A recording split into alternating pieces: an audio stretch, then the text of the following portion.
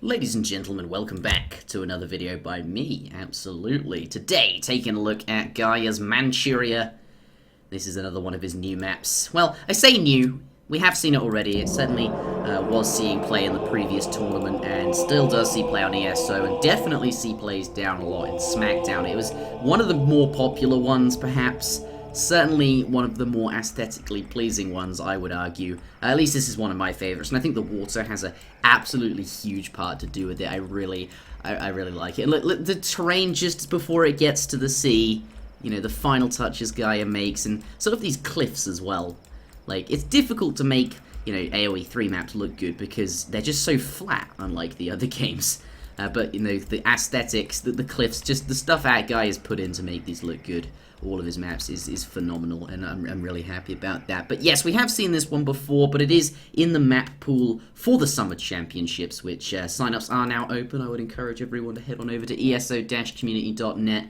I've signed up. I don't expect to go very far. Like, I'm not hoping to get to the semi-finals or anything like that, but it's going to be fun. Would encourage you all to come have a blast. But yes, let's take a look at Manchuria. Going to do all of the maps here. It's a standard map, and I think that's why it's so popular. By standard, I'm going to go through this again. I say this every game, but a standard map, in my opinion, has a muskrat treasure. Here we have 55 coin. Essentially, that muskrat treasure has access to a trading post. Here's a trading post. And has access to good hunts and mines. This one you start with 2 silver mines, as you can see, and, you know, very generous hunt. It allows you to do pretty much anything with any civilization. And it even has water, which, you know, opens up possibilities for some other civs as well, like Portuguese, which may play better with water.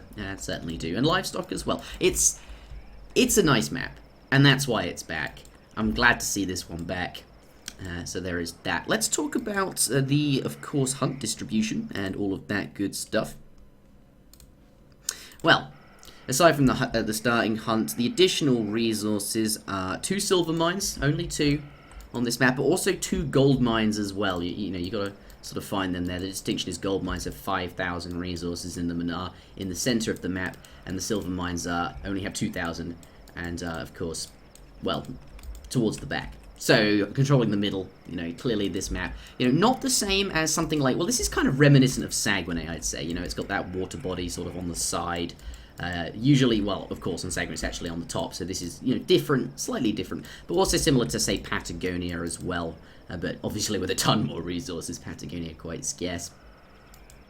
But, you know, the interesting dynamic here is, I'd say it's adequately different to definitely be not just a reskinned Asian version of those maps, but, you know, has that dynamic of more resources in the middle. But otherwise, does it really need a dynamic? I don't see why they, you know, it has to. I mean, certainly it's nice, and all of Guy's maps do. But this is nice to have just a really sort of standard map in the pool as well, I suppose. So yeah, that's the coin mine. 7 Cerro herds on the rest of the map aside from your starting resources. 3 musk deer herds, so that's 10 herds in total. There are 12 yaks to be found, scattered around the map. There are plenty of trees, absolutely. And there are 4 whales in the water, and between 18 and 20 shoals of fish. So it's we've actually added more fish than the original Manchuria. So this is more desirable to play water. That was a, you know, Gaia maps have always been sort of scrutinized as saying it does not incentivize water, but this map definitely does a bit more. And certainly on, what was the name of that other one that incentivizes water? Bay of California, that does as well. So, you know, adjusting them a bit more for water. I don't think it's necessarily the case that Gaia dislikes water. It's more to the point that the maps just didn't, you know, pan out that way. Personally, though, I do think, well, I think water maps are interesting. They're definitely very, very fun to watch. I love water maps, but I just hate playing them. As a player, I really dislike water. But as a caster, as a watcher, as a viewer, I love water. Let's take a look at the distribution. It's you know, not too far away. This is quite, you know, hunt very, very, very generous in terms of hunt. Nothing like, say, Patagonia, which this was reminiscent of, or perhaps even Saguenay. These are even more generous than that. And you know, lots of resources in the middle. But you know, you have quite enough really to do whatever you feel like on this map. This accommodates every play style. I just think this is why it's popular. That has to be it. Truly does.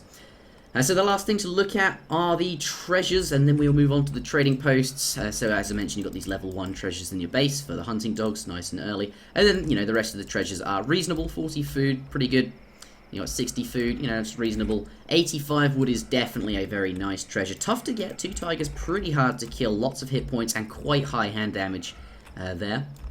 What else we got? 10% cavalry train faster, and 65 coin. That kind of thing. It's by no means like Hudson Bay or New England in terms of treasures, but it's definitely better than, say, something like, well, it's probably about the same as Great Plains, but yeah, I guess I use Great Plains as a benchmark because everyone knows what kind of treasures spawn on that map. Trading sites, you get the trading route here that goes along the back, guaranteed. It can sometimes have 2, which it does here. It can sometimes have 3 if it does. The trade route is a bit longer.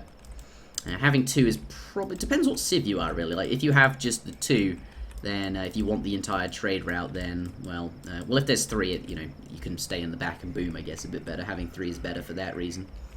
But 2 is, very small difference. And finally, we have the Shaolin Temple, but also it can spawn the Zen Temple. Let's take a look at the Shaolin Temple for this map. Okay, so we have Clenched Fist, 25% hand damage, and it affects ranged infantry. That's worth mentioning. It is hand damage. Your skirmishers get what looks like an insane buff for its cost. 25%, but, actually your skirmishers and musketeers and everything else are supposed to be doing ranged damage. So it's not as good as it sounds. It's an interesting upgrade. Just, I don't know. Like, you'll look at it and go, really, I don't really need to be upgrading that. Probably won't see that much play unless you've got a very musketeer-based army. But even then, I don't know. Native posts are questionable at best. Wood clearing, 20% gathering to wood. Definitely going to be, by all means. It effectively costs 400 wood and 200 food because you have to build the trading post. But certainly could see play later on, especially since... rat and shields are pretty good. Speaking of rat and shields, Din Mac, 50% damage on those, and rat and shields are absolutely insane. They're probably the most viable rat and shields. Yes, take a look. They're probably the most viable native, despite their wood cost, but they are really quite good. They have 185 hit points, 15 melee damage. They are, essentially coyote runners. And once you get those upgrades, they can be indeed quite scary. The Zen Temple is also very interesting. Price, we have meditation, 125 food and coin, improves hand infantry attack by 15%. Stuff like pikemen, stuff like Rodelleros, and stuff like Doppelsodners. Are they technically hand infantry? I'm not sure. But, those sort of cheap units. Unlikely to see play because by the time you're like, yeah, I want an upgrade for those units, you've probably stopped making those units. So crossbows and pikemen, which are hand infantry, they only really see play early on in the game when you're going to rush someone with a 700 wood and 600 wood shipment in succession. So unlikely to see play, unfortunately. Unless we have some interesting map in the future, which incentivizes trading posts, give you a free wagon, perhaps. Hint, hint. I don't know. Meritocracy, though, traditionally we've never really seen the native see play on this map, and this map's been out for a while. But this looks good. 350 wood, 350 coin, awards 1,000 experience. A bit like mercantilism, but cheaper. In fact, it's half as expensive in terms of straight up resources, but it's, only 1/3 worse. So it's definitely very good value in terms of XP. Can we see, perhaps one day, a fortress-based build that uses this? Some sort of fast fortress. That'd be cool if you ask me. And finally, 200 wood, 200 coin, decreases unit upgrade costs by 30%. Could see play if you're like doing some sort of semi-fast industrial, but then you don't really want to be spending 200 wood and 200 coin and another 200 wood on a trading post to upgrade to guard, because you'd rather just straight up get your guard skirmishers or whatever it is you're going for. But in a very, very long game when you go Imperial, maybe this would be viable. That's the problem there.